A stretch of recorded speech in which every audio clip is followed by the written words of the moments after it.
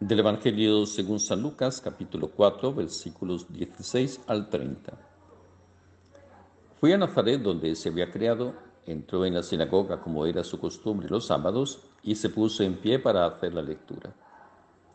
Le entregaron el rollo del profeta Isaías y desenrollándolo encontró el pasaje donde estaba escrito: El Espíritu del Señor está sobre mí, porque Él me ha ungido.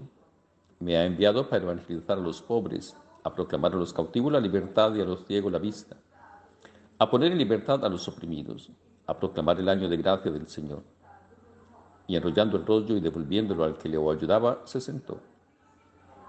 Toda la sinagoga tenía los ojos clavados en él, y él comenzó a decirles: Hoy se ha cumplido esta escritura que acabáis de oír. Y todos le expresaban su aprobación, y se admiraban de las palabras de gracia que salían de su boca, y decían: ¿No es este el hijo de José?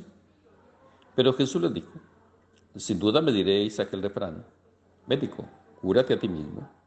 Haz también aquí en tu pueblo lo que hemos oído que has hecho en Cafarnaún. Y añadió: en verdad os digo que ningún profeta es aceptado en su pueblo. Puedo aseguraros que en Israel había muchas viudas en los días de Elías, cuando estuvo cerrado el cielo 3 años y 6 meses y hubo una gran hambre en todo el país. Sin embargo, ninguna de ellas fue enviado Elías, sino a una viuda de Sarepta en el territorio de Sidón. Y muchos leprosos había en Israel en tiempo del profeta Eliseo. Sin embargo, ninguno de ellos fue curado, sino Naamán el sirio. Al oír esto, todos en la sinagoga se pusieron furiosos, y levantándose lo echaron fuera del pueblo, y lo llevaron hasta un precipicio del monte sobre el que estaba edificado su pueblo, con intención de despeñarlo. Pero Jesús se abrió paso entre ellos y seguía su camino. Palabra del Señor.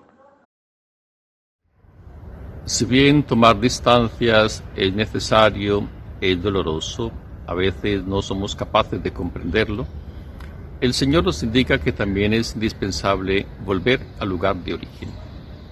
Por eso Él vuelve al lugar donde Él se había criado. De hecho, encontrará una cantidad de personas que lo recuerdan. Es el hijo de María y José. A este lo vimos crecer. Y podrán contar muchas anécdotas. Algunas nos ayudarán a comprender mejor el porqué de su vida y su desarrollo. Otras tal vez nos ayudarán a comprender que ya hemos dado pasos y que hemos crecido, que tal vez hemos mejorado, o que al menos tenemos una responsabilidad. El Señor se acerca a la sinagoga donde era costumbre, y allí hay un rito particular: escuchar la palabra, escuchar la ley y escuchar también un anuncio nuevo. Por eso el Señor, que ya era conocido, cuando llega el momento oportuno, pide el libro de Isaías. De hecho, no quiere hablar así sin fundamento, porque muchos decimos que no es una persona preparada, o podríamos afianzarnos en otras cosas. El Señor parte de un texto que es reconocido en la palabra del profeta, el profeta quien habla en el nombre de Dios y para gloria de Dios.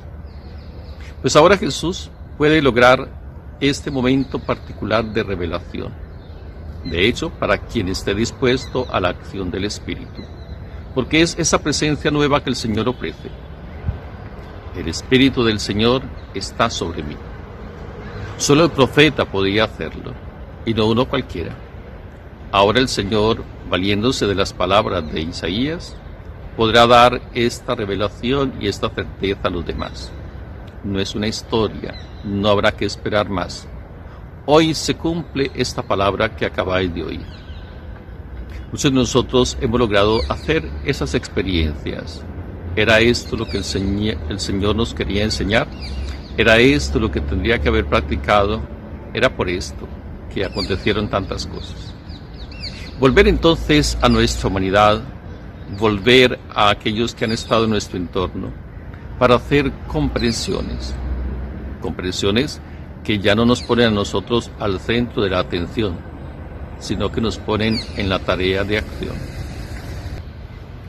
Una acción que lo compromete con el ciego, con el oprimido, con el encarcelado, con aquel que es señalado por sus pecados, por su forma de proceder, por aquel que ha perdido la capacidad de movilización por sí mismo, por aquellos que han sido ultrajados, por aquellos que desafortunadamente han perdido el gusto de vivir.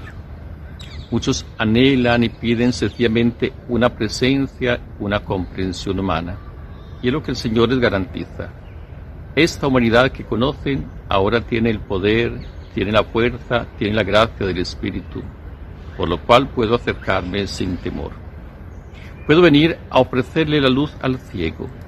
Hay muchas realidades que nosotros desconocemos y desafortunadamente cuando las descubrimos nos hacemos daño. Por eso es importante tener la capacidad de dar luz, para que no caigamos también nosotros en un juicio que no corresponde a la justicia. Y la partecita aquella de justicia, conceder. Tal vez soy yo el responsable, soy yo el que tiene la potestad, de mí depende. Es algo que el que se deja guiar por el Espíritu asume como un don de parte de Dios y también como un ejercicio que debe realizar y que lo diferencia de los otros. Nosotros sabemos muy bien que a veces tenemos las cosas en la cabeza, lo hemos pensado y decimos, sí, yo sé lo que tengo que hacer. Pero nos falta esa fuerza, ese impulso. Nos lo da el Espíritu del Señor. Que podamos superar nuestro egoísmo, nuestros vacíos, nuestros complejos, nuestros límites, y de esa manera podamos nosotros vivir de verdad guiados por el Espíritu. Señor Jesús, concédenos tu Espíritu de libertad, de paz, de luz. Espíritu que nos permita movilizarnos con la agilidad para el servicio. Espíritu que nos permita darle la libertad a los otros para expresarse, que superen sus opresiones y que sean capaces de vivir en el servicio, en la entrega, en la fraternidad y en la unidad.